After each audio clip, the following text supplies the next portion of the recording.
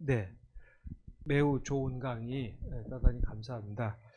보리달마에 대해서 강의를 해달라고 부탁을 드렸더니 굉장히 공부를 열심히 하셔서 해주신 것을 역력히 알 수가 있었습니다.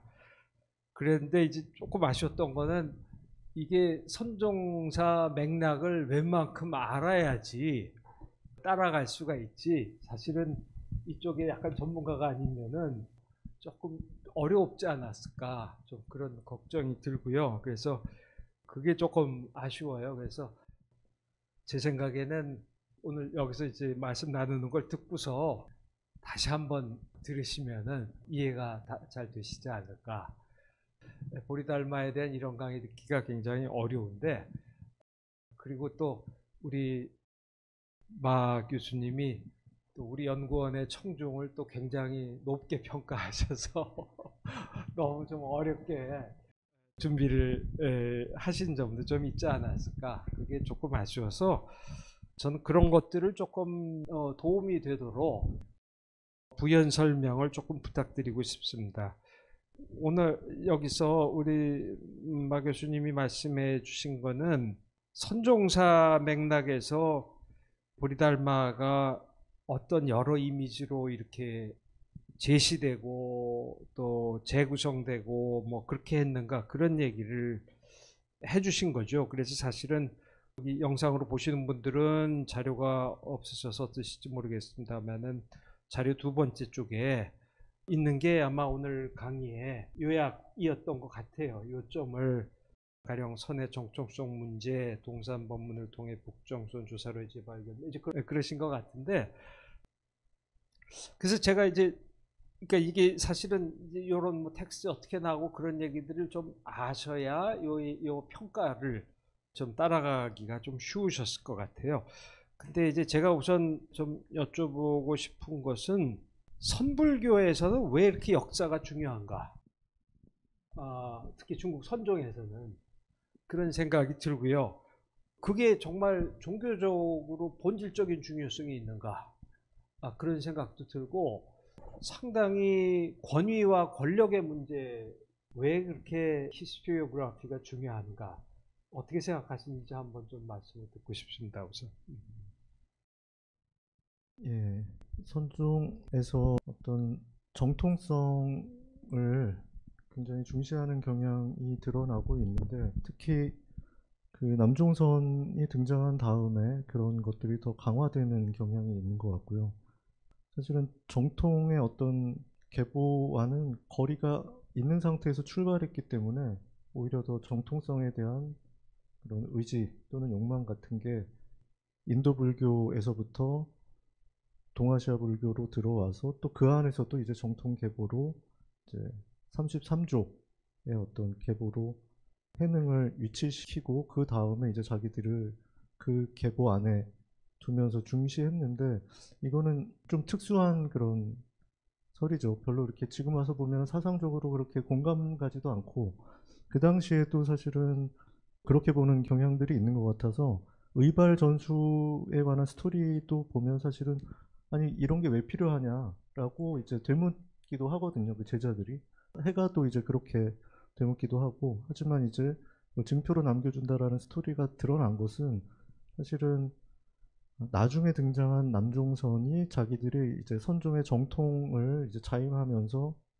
그런 그것들을 역으로 계보화하고 자기들의 정통성을 보증하기 위해서 일종의 창작해낸 어떤 것이고, 그것을 이제 포기하지 않고 계속 후대에 이제 중요한 전통으로 이어가는 게 어떤 일반적인 관행으로 굳어진 게 아닌가. 그리고 심지어는 나중에 이제 임재종 가나선 같은 경우에도 한국에서도 이제 종조가 누구냐, 가나선의 종조가 누구냐, 태고냐, 이제 뭐 나홍이냐, 법통을 가지고 계속 따지는데, 이런 것들은 사실은 송대 이후에 어떤 주자학이나 유가적인 어떤 조통설의 영향을 받아서 이런 선종도 이제 이런 걸 따라한 게 아닌가.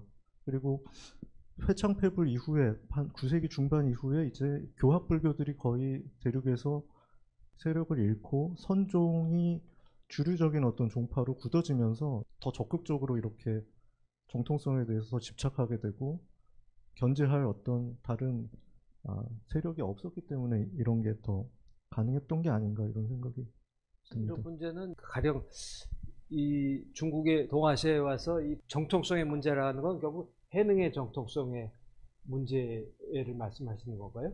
후에 그 문화들이 이제 해능의 후임을 자처하는 계보를 해능에서 시작이 되는 거죠. 예, 해능이 예. 신수가 아니고 해능이 된 것에 대해서. 예. 그런데 왜 보리달마를 문제 삼을 필요가 있었을까요? 보리달마에 대한 재해석이 왜 필요했을까요? 보리달마는 그 인도적인 전통을 마지막으로 이제 전한 그 서천 28조거든요. 네. 그래서 이 동토 1조이자 서천 28조여서 인도 불교적인 어떤 권위와 정통성을 자기들이 그대로 이어받았다. 그리고 사실은 인도 불교 자체가 아니라 이제 동아시아 불교가 이어받았고 그 중에서도 우리 선종이 이어받았고 남종선이 이어받았다. 이렇게까지 이제 확대 해석할 수 있는 거죠.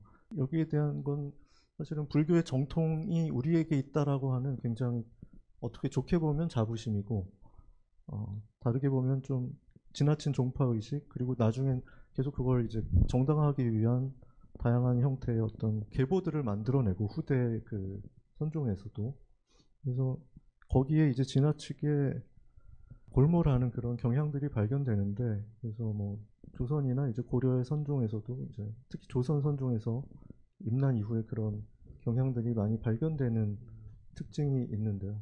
네. 근데 군화바드라는 등장시킬 필요가 왜 있었을까요? 아까 좀 더 강의하신 분들 말씀하신 것 같은데 한 번 더 부연해서 말씀해 주시면. 네.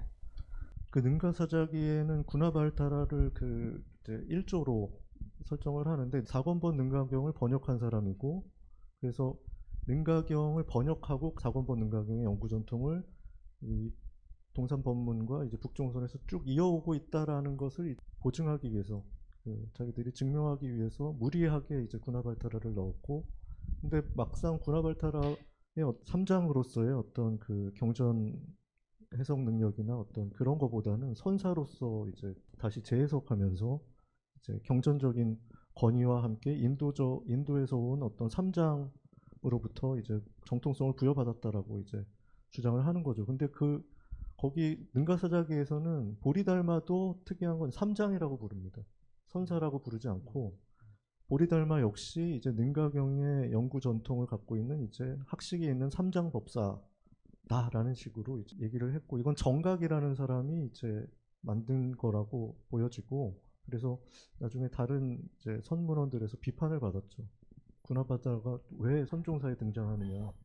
말씀하신 데 있어서 중요한 마디 중에 동산법문을 통해 북종선의 조사로 재발견됐다고 말씀을 하셨는데 사실 뭐 오늘 강의 들으시는 분들의 입장에서는 초조부터 육조까지 좀 이렇게 상세히 또 이렇게 다시 한번 다 아시리라고 생각해서 말씀을 안 하신 것 같은데 그렇게 해가면서 좀 더 설명을 이렇게 상세하게 해주셨으면 조금 더 쉽게 이해가 됐었을 것 같은데 그 부분을 동산법문을 통해서 북종선 조사로 재발견했다는 데서 동산법문이 어떤 것이고 그런 것들을 조금 더 맥락을 설명해 주시면 좋겠습니다.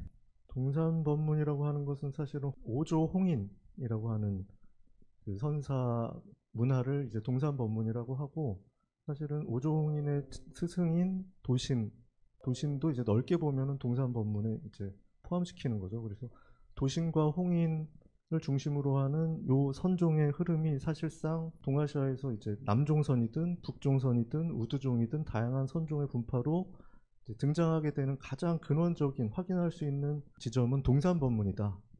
라고 이제 볼 수가 있겠고 그건 이제 거의 이제 7세기 무렵에 이제 본격화된 어떤 선풍이라고 볼 수가 있는 거죠. 사실은 육조당경에서 나온 남종선의 해능도 그 이야기 스토리들은 다 이제 홍인으로부터 이제 물려받은 어떤 전통에 대해서 얘기를 하고 있고 거기에 보면 이제 넓게 보면은 남종선도 동산법문에서 파생된 분파고 북종선도 동산법문에서 파생된 분파고 다른 우두종도 마찬가지고 근데 이제 위에 승찬이라는 3조 그 다음에 해가가 2조고 보리달마가 1조인데 이 승찬이라는 사람은 연결되기 굉장히 어려운 끊어진 계보인데 나중에 이제 달마 해가의 이 두 맥을 잇기 위해서 이제 편입시켰다 이렇게 보통 얘기를 하고 있고요. 보리달마와 해가는 1조와 2조라고 이제 얘기를 하는데 요거는 사실은 속고승전에서 나온 이입사행론을 중심으로 한 능가경 연구 전통 습선편에 나왔기 때문에 선을 닦는 사람들이지만 능가경을 굉장히 중시한. 근데 이건 사실 동산법문이라는 4조, 5조의 계보랑은 직접 연결되진 않는데 이 동산법문에서 또 능가경을 굉장히 중시해서 이제 연불선 같은 걸 했거든요. 4조 도신 같은 경우에. 그래서 그런 이제 문수설 반야경이라는 경전에 나오는 일행삼매와 그 능가경에 나오는 제불심 제일이라고 하는 모든 부처의 그 핵심적인 최고의 가르침, 이거에 이제 능가경에 나와 있는 어떤 그 교설로 이제 두 개를 합쳐서 이제 중시하는 그런 전통이 동산법문의 전통인데, 그래서 능가경을 중시하는 그 동산법문의 전통이 달마와 해가의 이미 그 속고승전에 기록된 그 전통을 자기들의 계보로 연결시킨 게 최초의 그 선종에서 이제 보리달마를 자기들의 종조로 만든 그 계기가 된 거죠, 사실은. 예. 그 어떤 분이 주신 질문에 예. 보리달마가 왜 선종의 초조로 간주되었을까요? 하고 물어보셨습니다. 그러니까 예. 번역이나 이 사람 역경한 사람 아니니까 저서도 특별히 없고 그냥 이분이 보시기엔 독자적이거나 혁신적이라고 생각되지도 않는데 예. 왜 후대 문헌들은 그를 중심으로 조사 계통을 세웠는지 결정적인 계기나 뭐 요소가 있었는지 물어보셨는데 아마 네. 강의에서 다 말씀하시긴 했는데 다시 한번 네. 부연해서 말씀해 주시면 좋겠습니다. 조금 전에 말씀드렸던 그 동산법문이 능가경을 중시했고, 결정적인 예, 거. 예. 능가경을 중시했고 그 능가경 연구의 전통이 이제 법충전에서 보리달마 해가로 이어지는 그 계보가 이제 아주 상세하게 또 서술되고 있고, 그래서 사실은 보리달마 해가라는 두 맥락은 따로 있는 거고 이 동산법문은 원래 분리되어 있는데 이 사람들이 자기 능가경 연구의 정통성을 보리달마로 이제 투사하면서 보리달마가 그때부터 중시되었고, 그래서 보리달마를 어떻게 해석할지를 놓고서 이제 다양한 이제 각색들이 뒤에 이제 덧붙여지게 됐다, 이렇게 이야기를 할 수 있겠습니다. 그래서 사실은 동산법문이 네. 네. 핵심이라고 볼 수 있습니다. 이건 좀 그냥 좀 일반적인 질문인데요. 예. 선정이란 말은 뭐 불교에서 빼놓을 수 없는 말이고 굉장히 다양한 맥락에서 쓰이고 있잖아요. 예. 초기 불교로부터 시작해서 또 남방 불교에 가서 남방 불교에 또 선정 수행이 있게 되고 예. 또 동아시아에 들어와서는 이 선종이라는 흐름까지 이어지고 해능 이후로부터 시작을 해서 나중에 이제 가나선까지 이어지게 되는데 그러면은 그 보리달마에서 한 5조까지 이렇게 있었던 선정은 어떻게 특징을 말할 수 있을지 그런 걸 좀 말씀해 주시면 어떨까요? 예. 사실 속고승전과 능가사자기만 보면 이 이입사행론을 중심으로 한 보리달마와 해가에게 어떤 선법이 있었는지, 그러니까 특히 명상수행이라고 할 만한 어떤 특별한 방법이 있었는지는 잘 드러나지 않고 있고, 이 동산법문이라고 하는 4조 도신과 5조 홍인, 여기에 이제 특별한 수행법이 있었습니다. 예. 이 그 일행삼매라고 하는 그 수행법이 문수설 반야경에 나오는 그 경전에 나오는 수행법인데, 법계를 일상으로 여겨서 하나의 상으로 여겨서 그 법계에 집중해서 일부를 칙념하면, 이 연불수행이죠, 일종의. 이 우주를 하나의 상으로 만들어서 거기에 집중해서 일부를 칙념하면 나중에 이제 그 일상이 무상이 되는 경지에 간다. 그게 바로 이제 일상의 법문이고, 그게 바로 마음이 일어나기 이전의 자리를 이제 확인하는 것으로 이제 설명이 됩니다. 그래서 사실은 능가사자기의 그 구나바드라나 보리달마가 얘기하는 그 핵심적인 가장 중요한 어떤 지점이라고 하는 뭐 리심이나 이런 내용도 사실 동산법문에서 얘기하는 일행삼매가 마지막에 도달하는 어떤 무상의 경지로 이제 설명이 되거든요. 그래서 여기는 연불수행을 통해서 이제 무상에 도달하는 게 동산법문의 핵심적인 수행법이었고, 나중에 해능 같은 경우에는 그런 어떤 형식적인 수행보다는 이미 우리의 그 본성 안에, 자성 안에 본성이라는 것은 굉장히 이제 불교적이지 않은 뉘앙스를 주는 단어인데요. 이제 자성이라는 말을 많이 표현하고 있고 자기 성품 안에 이미 개정해 사막이 다 완비돼 있다. 이렇게 이제 보는 거죠. 그래서 사실은 동산법문에서부터 중국적인 어떤 선정 수행의 풍토에서는 산속에서 탁발을 받을 수도 없고 어떻게 농사나 이제 요리 같은 게 다 원래 계율상 금지돼 있는데 이거 지을 수밖에 없거든요. 자립경제 시스템에서는.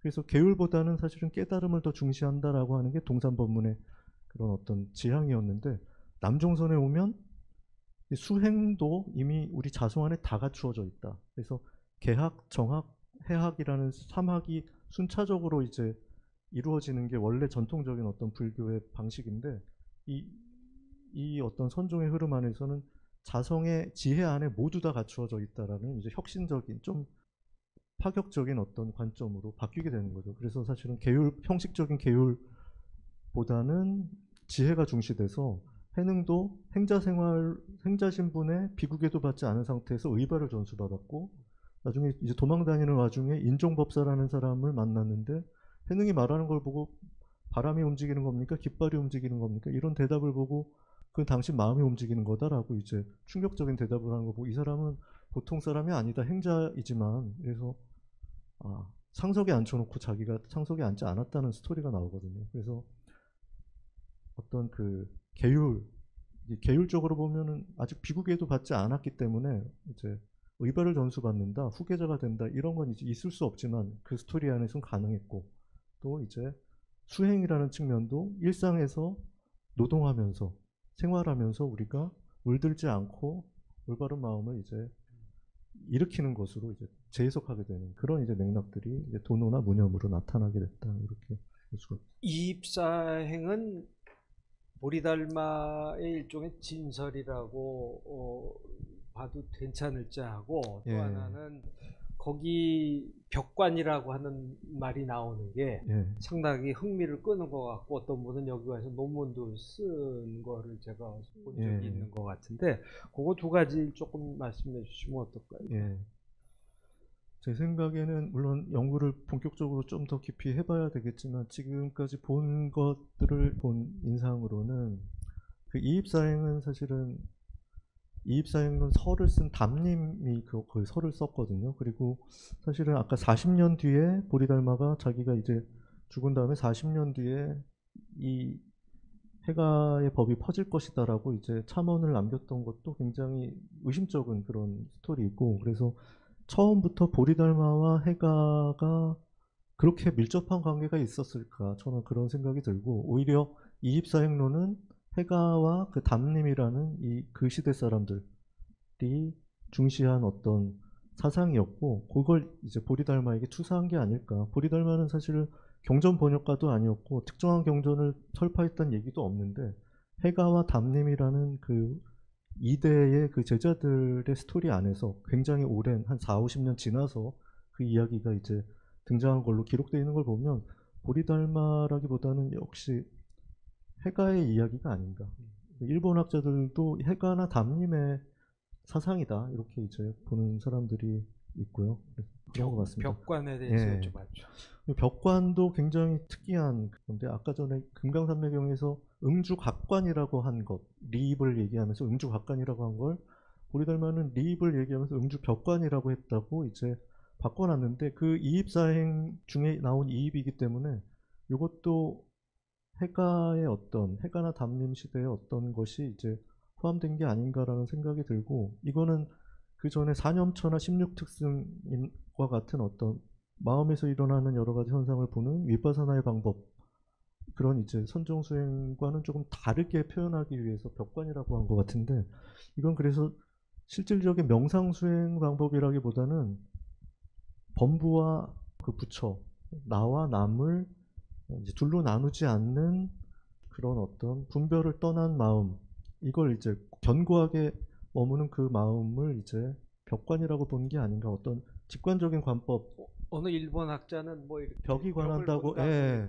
야나기다 세이잔 같은 경우는 이게 사실은 천불 실크로드를 따라서 온 보리달마가 그 운광석굴이나 용광석굴 같은 이 여러 석굴을 거쳐서 오면서 그 석굴 안에서 좌선하고 있을 때 석굴 벽에 조각된 그 불상이 벽이 관한다, 벽이 나를 관한다라는 이제 의미로 볼 수 또 있다, 이렇게 이제 자기는 그렇게 생각한다라고 얘기했는데, 여기에 대해서는 많은 사람들이 그렇게 생각하지 않는다라고 얘기는 하지만, 이 벽이라는 게 사실은 그것 자체가 굉장히 좀 파격적인 표현이거든요. 벽이 나를 관한다. 그 어느 분이 보리달마의 삶과 사상을 예. 이렇게 후대에 이렇게 생각이 많은 것으로, 예. 이분은 후대의 조작이란 말씀, 조작은 좀 과한 것 같은데 예. 그렇게 보게 되는 근거가 있냐? 그걸 또 한번, 그러니까 어떻게 보면 그 당대 것이라고 볼 근거가 적어서 그럴 수도 있겠죠. 예. 그 가장 오래되고 이제 종파적인 관심이 없는 사람이 이제 도선이라는 율사가였고, 이 사람은 선종이 등장하기 전에 율종의 그 율사가 도선인데, 이 사람이 쓴 게 속고승전이거든요. 그래서 이 속고승전에는 종파적인 관심이나 선종을 어떻게 선양하고자 하는 그런 이제 자기의 어떤 관심에 따라서 적은 게 아니고, 그 당시에 이제 있던 모든 자료들을 종합해서 이제 그대로 이제 전기를 싣고 자기의 이제 평가를 적은 게 도선의 속고승전이고, 그래서 가장 그나마 객관적이고 어떤 종파적인 관심에 의해서 굴절되거나 왜곡되지 않은 원자료 그대로를 갖고 있는 게 속고승전이다, 이렇게 볼 수가 있을 거고, 근데 그럼에도 불구하고 이미 도선이라는 사람이 그 자료들을 입수했을 때 이미 그 자료들도 어떤 사람들의 특정한 관점에 의해서 가공되거나 있는 그대로의 사실을 그대로 그 묘사하진 않고, 자기의 관점이나 자기의 어떤 세계관이나 그 왜곡이라고 볼 수는 없고, 자기가 보는 어떤 해석된 어떤 그 전통이나 어떤 전승들을 담을 수밖에 없는 게 자연스러운 일이고요. 그래서 근데 그 속고승전은 어느 정도 그 객관적인 그 당시에 이제 유통되는 어떤 자료를 중심으로 한 것이라고 봤을 때, 총론에서 보면 승조 계통의 불타선사와 승조라는 이 두 그 계통과 대립하는 두 종문은 이제 북조 시대를 이제 풍미한 양날개다, 이렇게 평가를 하고 있다는 점에서 보면 완전히 날조된 인물은 아니고, 어떤 실체적인 그 사람의 활동상은 있는데 여러 가지 전기적인 공백들이 많고, 그리고 앞에 나온 사실은 낙양가람기에 나온 그 150살 먹은 보리달마라는 사람이 뒤에 속고승전의 보리달마랑 같은 사람인지도 또 애매하거든요. 왜냐하면 낙양가람기도 보면 여러 사람들이 등장하는데 달마보리라는 사람도 나오고 그냥 달마라는 사람도 나옵니다. 그래서 이 비슷비슷한 이름들 중에 동명이인일 가능성도 있는데, 나중에 이런 그 이야기들을 만들어가는 과정에서 각색되고 이제 여러 가지 이제 창작들이 들어가는 건 사실인데, 속고승전에 나온 그 총론편에 나온 보리달마의 이야기는 굉장히 구체적인 지점이 있고, 그래서 어떤 사념처나 이제 16특승 같은 특정한 수행법이 등장하진 않지만 그런 전통과 대비되는 또 하나의 벽관의 전통으로 이야기되고 있는데, 이거는 좀 어떻게 보면 사실은 교합불교들 전통 중에 이제 삼론 같은 경우도, 삼론에 수행법이라는 게 존재하느냐라고 물어보면 제가 그때 공부할 때는 없었거든요. 특별한 게. 실제로 이제 중도적인 관점에서 세계를 이제 통합적으로 보는, 그게 이제 하나의 이론적인 수행, 이론적인 통찰이지, 어디 앉아가지고 이제 마음을 관찰하고 하는 얘기들을 하지 않아요. 그래서 오히려 물론 대승 경전에는 사념처나 이제 16특승이라는 초기 불교의 그런 명상법을 계속 이야기하는 경전도 있고, 그게 사실은 간화선 같은 후대의 어떤 또는 연불성 같은 동아시아적인 방법이 등장하기 전에 대승 경전에도 꾸준히 계속 중요한 수행법으로 나왔던 것 같은데, 이 보리달마는 그런 어떤 그 기존의 전통의 어떤 수행법하고는 조금 다르지 않았나, 그런 이제 생각이 그 듭니다. 초기 선종사에서도 이제 아까 이입상론 비슷한 거지, 금강산매경에도 나온다고 이제 말씀하셨는데, 금강산매경과 이 보리달마로부터 시작된 흐름과의 관계는 어떻게 되나요? 그것도 연구가 필요한 분야인 것 같습니다. 금강산매경에 관한 그 이야기는 사실은 송고승전에 찬영이 쓴 988년 이때쯤 쓰여진 그, 이 사람도 찬영도 율사여서 선종하고는 상관이 없는 사람이고, 그래서 꽤 그나마 이제 객관적인 자료를 가지고 이제 송고승전을 썼죠. 근데 당나라 그 인물들을 중심으로. 근데 그래서 선종사를 이제 뒤집어서 객관적으로 보기 위해서 송고승전을 많이 인용하는데 그 송고승전에는 이제 원효에 관한 이야기가 이제 포함되어 있고 거기 보면 신라 어떤 공주가 몸이 이제 불치병에 걸려서 이제 알아보니까 이제 경전을 갖다가 번역을 해야 된다.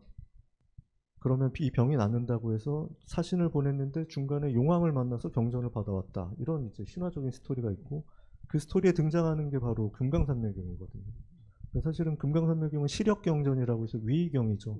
누가 번역했는지 뚜렷하지 않아서 이제 아마 동아시아 찬술문헌이다라고 옛날부터 여겨져 왔던 경전이고 그래서 아마 요 북제 승조를 중심으로 하는 어떤 요 전통, 이 승조는 16특승하고 사념처를 중시했다고 하니까 각관이라는 것은 사념처에 관련된 어떤 용어거든요. 그래서 요쪽에 이 패불을 북주 패불, 북제 패불을 거치면서 전통이 단절돼서 인적 계보가 사라진 이쪽 어딘가에서 만들어진 금강산매경이 이제 먼저 존재했고 그거와 다른 어떤 관법으로 왜냐하면 승조가 그 보리달마보다 먼저 있었다고 서술되거든요. 그래서 그 있었고 그 거기에 영향을 받아서 그걸 각관을 벽관으로 바꾼 게 네, 알겠습니다. 그러니까. 그 어느 분이 사념초관을 역대법보기와 관련해서 다시 설명을 해주셨습니다. 역대법보기랑 사념처는 상관이 없는데요. 상관이 없어요. 근데 아까 전에 그 얘기를 제가 잠깐 달마다라 성경의 사념초관과 역대법보기의 도노선이라는 이것 때문에 아마 그거는 전혀 이제 관련이 없는데 그 역대법보기에서 보리달마다라라는 새로운 인물로 각색해내면서 그 달마다라 성경의 스토리를 자기들 얘기로 이제 끌고 오는 거죠. 근데 달마다라 성경을 찾아봤더니 제가 거기도 다 사념처 얘기예요. 그러니까 초기 윗바사나 그 신수진법을 관찰하는 이 명상법을 다룬 게 달마다라 성경이고, 근데 이 사람은 이제 역대법보기는 자기 보리달마다라가 인도에서 제자 2명을 보내서 사념처관을 얘기하는 그거를 번역했다고 하지 않고 도노선법을 이야기하는 경전을 번역했다고 했거든요. 그러면서 주먹이 손바닥이 되고 손바닥이 주먹이 되는 굉장히 빠른 이게 뭐냐, 이게 도노다라고 하면서 거기에 맞는 경전을 자기들 제자들이 번역하고 거기 묻혔다라고 했는데 막상 찾아보면 두 개는 전혀 다른 계통이고, 그래서 제가 그걸 얘기한 것은 창작이다, 갖다 붙이기다라는 관점에서 말씀드린 거예요. 요거는 조금 넓은 질문들이 있는데요. 예. 간화선 이전에도 언어적 개념적 모순이나 극단적 상황을 설정하여 수행자의 사고를 극단으로 몰아가는 수행법은 선종에서 공유했는데 불교의 사정녀나 사념처 같은 온화한 수행법이 이렇게 극단적 수행법으로 발전하게 된 경위는 뭘까요? 하고 사실은 중국 선종의 어떤 특정한 맥락이 있는 것 같습니다. 그건 이제 간화선 이전에 이제 문자선이라고 해서 여러 가지 그 활구의 전통이 굉장히 중요시되는, 이제 임재종의 간화선이 나오기 전에 운문종의 이제 활구라는 이제 개념이 등장하는데, 말에 대한 분별을 떨어뜨리기 위해서 언어에 대한 집착을 떨어뜨리기 위해서 여러 가지 그 말 없는 말 안에 의미가, 말이 없으면 그게 활구고 말 안에 의미가 있으면 사구다라는 이제 개념들이 생기게 되고, 이것들을 실제 수행의 방법론으로 녹여 놓은 게 이제 간화선인데, 그래서 간화선도 자세히 보면 우리가 한 찰나에 하나의 생각만 할 수 있기 때문에 매 찰나찰나 이 화두의 그 일념을 집중하고 있다는 것은 일종의 사마타 상태라고 할 수 있고, 또 다른 생각이 나서 그걸 놓치면 그걸 다시 놓쳤다라고 생각해서 다시 돌아오는 거. 정념정지. 사실은 간화선 안에 정해도 있고 지관 수행법도 있고, 이제 방법론적으로는 좀 다르지만 결국 하는 것은 사마타와 윗바사나가 통합된 어떤 수행이다라는 어떤 얘기들이 간화선사들이 나중에 계속 하거든요. 그 고려의 진각해심이 쓴 거기 어록에도 보면 이 안에 이제 정해와 지관이 모두 포함되어 있다, 이렇게 나와 있고, 그래서 조금 어떤 그 언어적인 분별, 언어적인 화두를 든다는 지점에서만 차이가 있지, 기본적인 메커니즘은 굉장히 비슷한 지점이 많죠. 근데 이런 원리를 빼놓고 그냥 화두를 굉장히 신성하게 여기면서 화두 안에 뭔가 있는 것처럼 여기면 그때부터 문제가 생기는 거죠. 근데 이제 수단으로 생각하고 그 구조를 사실 천착해 보면 굉장히 비슷한 지점이 있기 때문에 그걸 한 게 아닌가. 같은 분인지 잘 모르겠는데 이런 극단적 간화선 수행이 해능의 어념, 이무념과 같은 일상에서의 평상심, 안심의 상태로 이끌 수 있는지 그 과정이 궁금하다. 네. 근데 사실은 해능에서 말하는 그 무념이나 도노는 어떤 특정한 자세나 어떤 형식을 갖춘 수행이 아니라 일상에서의 우리 분별 안에서 이제 무분별을 이제 실천하는 것으로, 좀 극단적으로 말하면 수행 부정론으로까지 나갈 수 있는 그런 지점이 있는 거죠. 수행을 별로 중요하게 생각하지 않고 생활 속에서 우리가 깨달음을 실천하는 게 진짜 수행이다, 이렇게 말하는 게 해능의 도노와 무념의 본래적인 어떤, 그걸 극단적으로 말하면 그렇게 얘기를 할 수가 있는데, 간화서는 사실은 앉아서 화두를 들고 마음을 집중해서 이제 화두를 타파하는 어떤 여러 점수적인 단계들을 갖고 있는 굉장히 특정한 형식이나 방법을 갖고 있는 그런 이제 수행이라고 볼 수가 있는 거죠. 그래서 해능의 도노무념하고는 겉으로 보기에는 좀 다른 지점이 있죠. 예. 오히려 더 수행의 어떤 형식적인 것을 중요하게 생각하는, 물론 형식이 중요한 건 아닌데 수행이라는 어떤 좌선해서 마음을 특정한 데 이제 집중시키는 그런, 그리고 특정한 체험을 하는 것을 중시하는, 이거는 사실은 해능은 별로 중요하게 생각하지 않았거든요. 주심 간정이라고 하는데 마음을 집중해서 청정함을 보려고 하는 것, 이게 이제 의도적인 수행의 가장 큰 병폐다.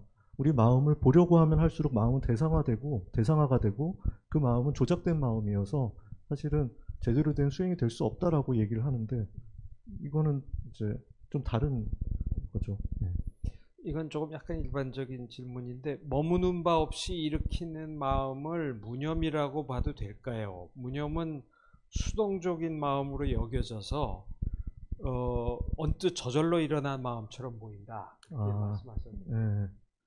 무념은 사실은 능동적으로 활발하게 분별하는 마음인 거예요. 사실은 분별하지 않는 게 그 북종선의 그 중요한 어떤 그 마음이었다면, 근본적인 마음이었다면, 해능이나 남종의 마음은 활발하게 분별하는 마음, 그 분별 안에서 거기 물들지 않는 마음, 그게 진짜라고 생각하지 않는 거죠. 사실은 여러 분별하고 느끼고 생각하고 감각하더라도 그 세계에서 우리가 떠날 수 없기 때문에 그렇게 살아갈 수밖에 없지만, 그걸 진짜라고 여겨서 거기에 물들지 않는 것, 이게 이제 무념이라고 볼 수 있고, 예, 응무소주의 생기심도 그런 무념의 이념, 무념의 어떤 사상하고 연결돼 있다, 이렇게 볼 수 있을 것 같습니다.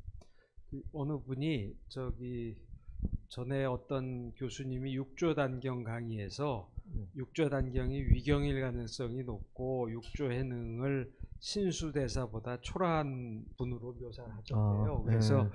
왜 선불교 전공 학자와 네. 실제 선승들의 인식에 이런 차이가 있을까요? 물어보겠습니다.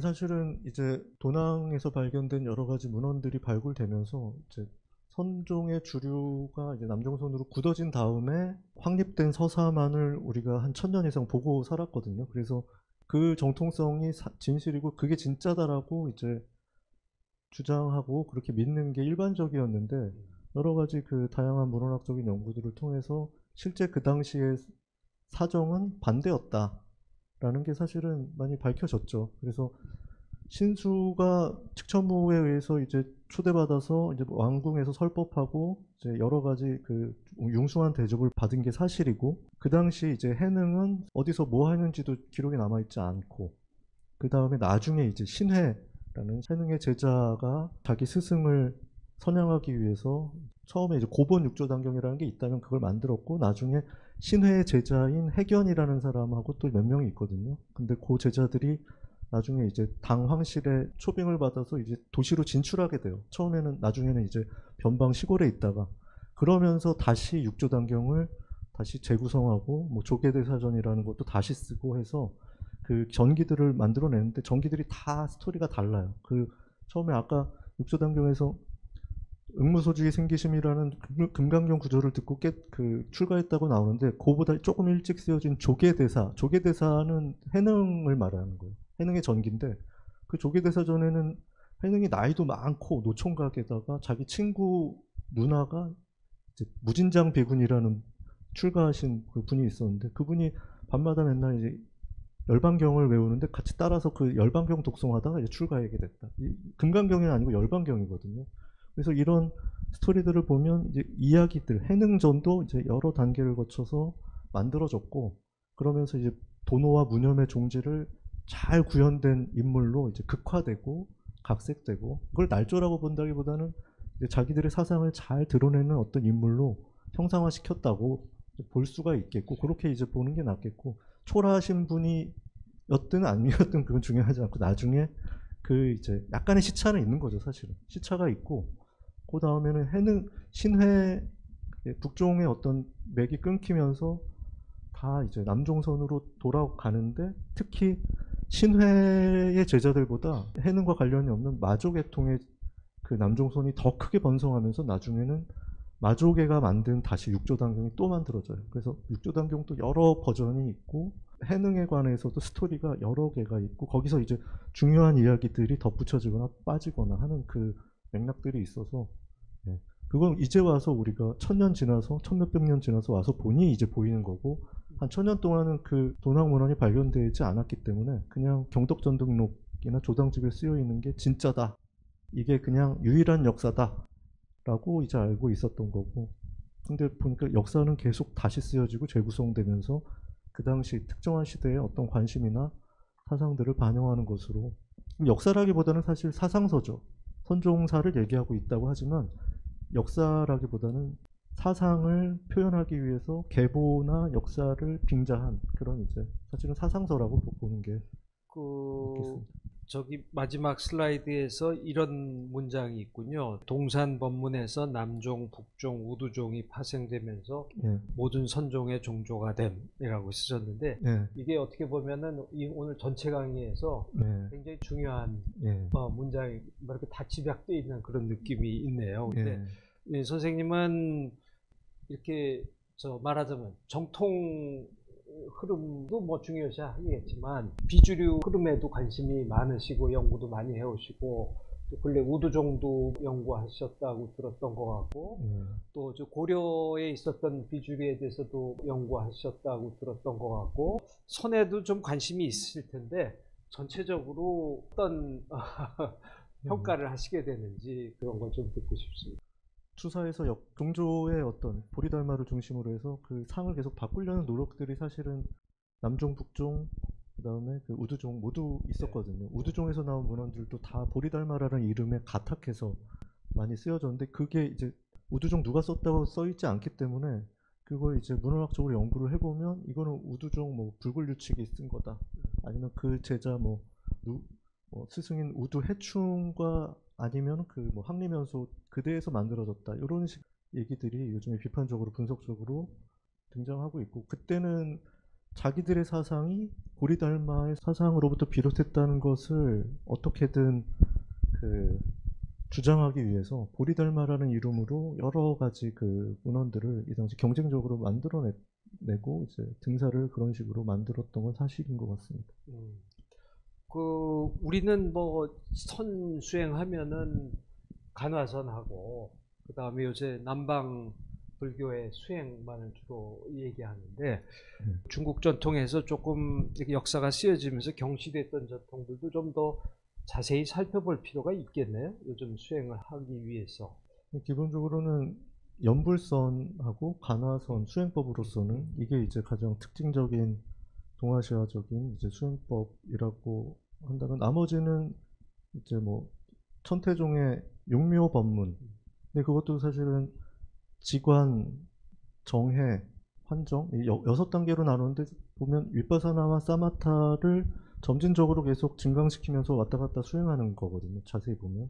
그래서 그런 어떤 우리가 명상이라고 할 수 있는 것들은 사실은 사념처를 변형시킨 것들, 그게 16특승이라는 게 있고, 그건 다 경전에 나온 거고, 수행으로서의 어떤 그 명상으로서의 그런 관법은 가나선이나 연불선 말고는 특별한 게 없지 않을까. 나머지는 다 알겠습니다. 이론적인 어떤 통찰들. 네, 네. 결국은 이런 거죠. 수행으로서는 그렇다고 말씀이시죠. 예. 선승 중에 누가 제일 가장 선생 인상적으로 아. 좋아하시는 선생이시다면은 조주 하자. 좋아합니다. 예. 네, 네, 네.